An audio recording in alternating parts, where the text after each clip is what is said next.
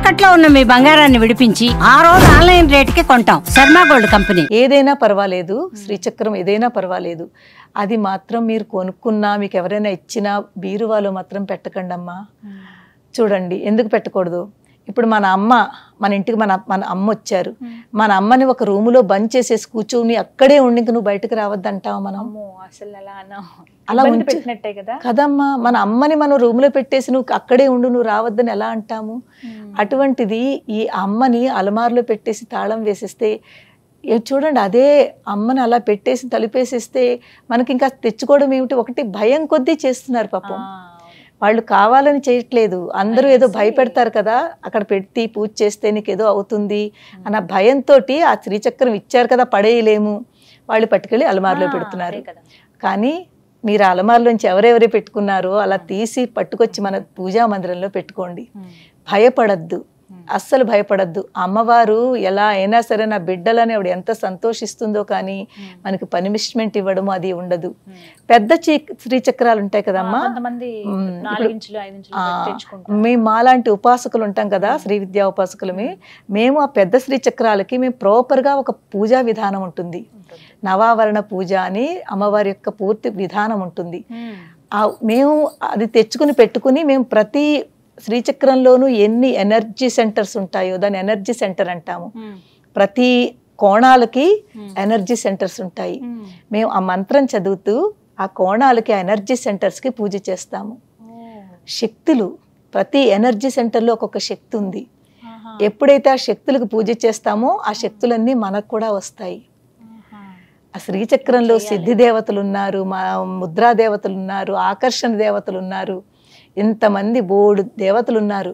ఎప్పుడైతే మనం ఆ దేవతలు అణిమా సిద్ధే, లగిమా సిద్ధే, మహిమా సిద్ధే, ఈశిత్వ సిద్ధే, వశిత్వ సిద్ధే, ప్రాకామ్య సిద్ధే, భుక్తి సిద్ధే, ఇచ్ఛా సిద్ధే, ప్రాప్తి సిద్ధే, సర్వకామ సిద్ధే.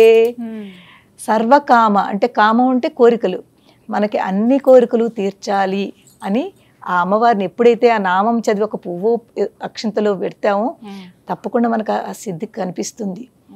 అలాగే ఆకర్షణ దేవతలు, కామాకర్షణి, బుద్ధ్యాకర్షణి, అహంకారాకర్షణి, ఇవన్నీ ఆకర్షణ దేవతలు. ఎప్పుడైతే వాళ్ళ పేర్లు చదువుతామో అక్కడ మనకి అమ్మవారు ఆకర్షణ అంటే అట్రాక్షన్, మనలో కూడా ఆకర్షణ కలుగుతుంది. నలుగురు మనతో కనెక్ట్ అవుతూ ఉంటారు.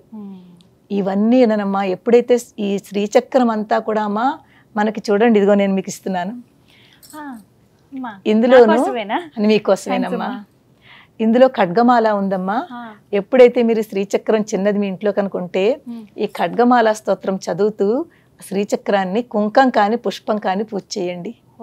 పూజా మందిరంలోనే పెట్టుకోవచ్చు అన్నారు. పూజా మందిరంలో చిన్నది పూజా మందిరంలో పెట్టుకుని కుంకం పసుపు కుంకం కానీ ఉత్త పుష్పం కానీ ఒక్క పుష్పం పెట్టి ఖడ్గమాల చదువుకోండి. రోజు చేసి చిన్నదమ్మా ఖడ్గమాల, మీకు 3 minutes లో అయిపోతుంది. చాలా చిన్నది. రోజు ఇలా చేయొచ్చమ్మా? ఇలా చేయొచ్చును. ఒక పుష్పం పెట్టి ఖడ్గమాల చదువుకో. దీనికి ఎక్కువ నియమాలు లేవమ్మా. మనకి పంచోపచారం అంటాం కదా, గుర్తుంది. గంధం సమర్పయామి, పుష్పం సమర్పయామి, దీపం సమర్పయామి, ధూపం సమర్పయామి, నైవేద్యం సమర్పయామి. అవును. గంధం ఏమిటి? పరిమళాలు. పరిమళాలు అనమాట. మనం అమ్మవారికి చక్కగా పరిమళమైన గంధాన్ని ఇస్తున్నాము. అలాగే పుష్పం అంటే విచ్చుకుంటుంది కదా, పుష్పంకున్నంత విచ్చుకునే అంటే మన మనసులు కూడా అంత చక్కగా విచ్చుకునేటట్టు అమ్మవారు మనం ఉంచుతుంది అని పుష్పం పెడుతున్నాము. అలాగే దీపం ఏమిటమ్మా? ప్రకాశము, కాంతి, అంధకారాన్ని, చీకటిని తొలగిస్తుంది.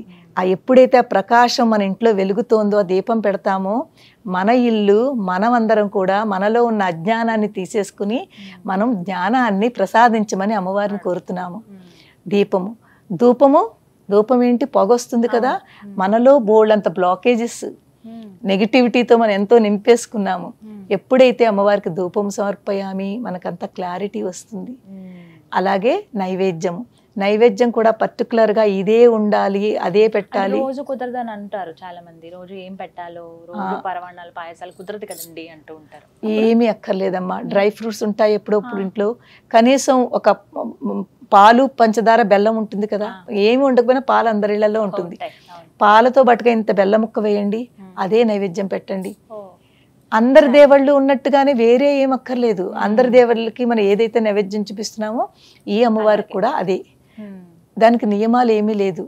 నియమం ఒకటే పెట్టుకోవాలి, మన మనసు భక్తితోటి ఎంత భక్తితో చేస్తున్నామా అన్నదే ముఖ్యం. నువ్వు ఎన్ని నైవేద్యాలు ఎన్ని పెడుతున్నావా అన్నది అమ్మవారు చూడదు, నీలో ఉన్న భక్తిని చూస్తుంది. అమ్మా ఇప్పుడు 4-5 రోజులు కుదరదు మహిళలకి, అప్పుడు మరి చేయపోయినా పర్వాలేదు? ఏం పర్వాలేదు. 6వ రోజు ప్రత్యేకంగా ఏమైనా నియమం ఉంటుందా? 4 రోజులమ్మా, 5వ రోజు నుంచి అన్ని చేసుకోవచ్చు. 4 days అయిపోయిన తర్వాత 5th day నుంచి మనం అన్ని పూజలు చేసుకోవచ్చు, మంత్రాలు చదువుకోవచ్చు, దేవాలయాలకు వెళ్ళొచ్చును, అన్ని చేసుకోవచ్చును. ఆ 4 రోజులు కూడాను మనకి పాపం చాలా మీరు అన్నారు కదా చిన్న చిన్న ఉంటాయి, కిచెన్లోనే ఉంటాయి, అలా వెళ్ళొచ్చునా వెళ్ళకూడదా అనే పెట్టుకోవట్లేదని. జస్ట్ దేవుడు మందిరం టచ్ చేయకండి అంతే. ఎందుకంటే మనం అట్నుంచే నడుస్తాము, ఏం పర్వాలేదు, మన పనులు మనం చేసుకుంటాము. మీరు దేవుడికి దీపం ఒకటి పెట్టరు, ఆ దేవుడు ఆ మందిరం ఏదైతే ఉందో దాన్ని ముట్టుకోరు. మీ ఇంట్లోనే కనుక మీ మగవాళ్ళు ఎవరైనా పిల్లలాంటి వాళ్ళు ఉంటే వాళ్ళు పెట్టొచ్చును. మనకి ప్రాబ్లం వచ్చినా ఇంట్లో పిల్లలున్నా పెద్దవాళ్ళున్నా వాళ్ళు పెట్టుకోవచ్చును. మనం పెట్టట్లేదు కదా అని వాళ్ళు పెట్టకూడదని లేదమ్మా. ఎవ్వరూ లేకపోయినా కూడా ఏం పర్వాలేదు.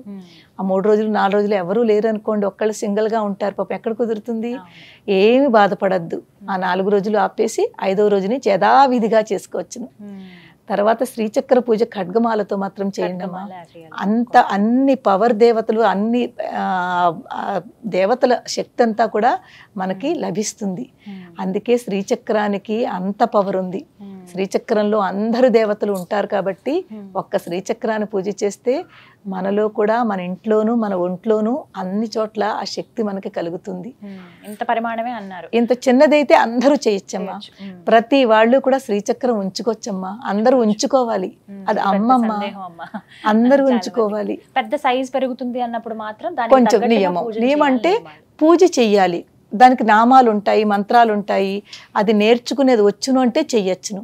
అందు గురించి అంతలాగా అందరికీ కష్టం అమ్మా, అందరికీ కష్టం కాబట్టి మనం ఆ కష్టమైన దాని గురించి ఎందుకు, అక్కడ పూజ చేసినా అదే ఫలితం వస్తుంది, మీరు దీనికి చేసినా అదే ఫలితం వస్తుంది. అలాంటప్పుడు మన ఇంట్లో ఆ చక్రం చిన్నది పెట్టుకుని అమ్మ మన ఇంట్లో ఉంది అని భావనతోటి మీరు చాలా ఈజీగా చేసుకోండి అమ్మా. అందరూ చేసుకోండి, ఎవ్వరికి ఏ ప్రాబ్లం ఉండదు.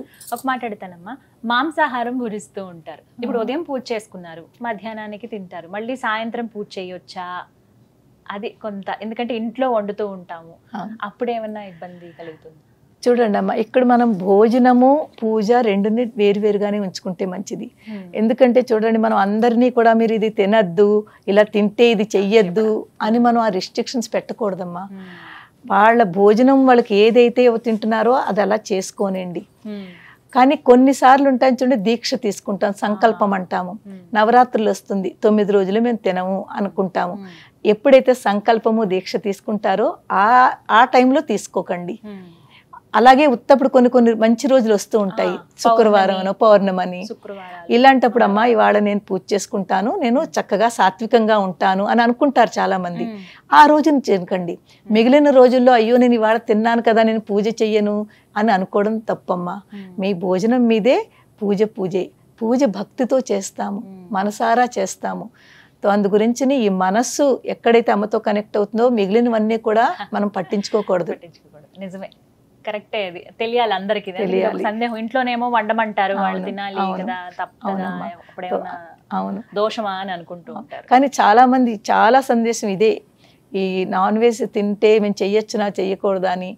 అందు గురించి దాన్ని మీరు ఇందులో మిక్స్ చేయకండి. ఇది దేవుడిది, మీరు మీ భక్తితో చేసుకోండి. మీ భోజనం మీది, వ్యవహారం మీరు రోజు ఎలా ఉంటున్నారో అలాగా మీరు ఉండండి. రోజు ఒక్కసారి మాత్రమే దీపం పెట్టుకోవాలమ్మా, 2 పూటలు పెట్టాలా? సాయంత్రం పూట మనము రాక్షస తత్వాలు తిరుగుతూ ఉంటాయంటారు, పితృదేవతలది. సాయంత్రం దీపం పెడితే చాలా మంచిది. సంధ్యా టైంలో అంటే 6-6:30 ఆ టైంలో, సాయంకాల సంధ్యా సమయం అంటాం. అందుకే మార్నింగ్ అసలు దీపం అనేది ఎందుకు పెడుతున్నామో అర్థం చేసుకుంటే మనకి డౌట్ రాదు. దీపం ఎందుకు పెడుతున్నామమ్మా? చీకటిని తొలగిస్తోంది. ఆ చీకటిని, బయట చీకటి, మనలో కూడా ఎంత చీకటి ఉందోనమ్మా, ఎంత అంధకారం ఉందో ఇక్కడే ఉంది.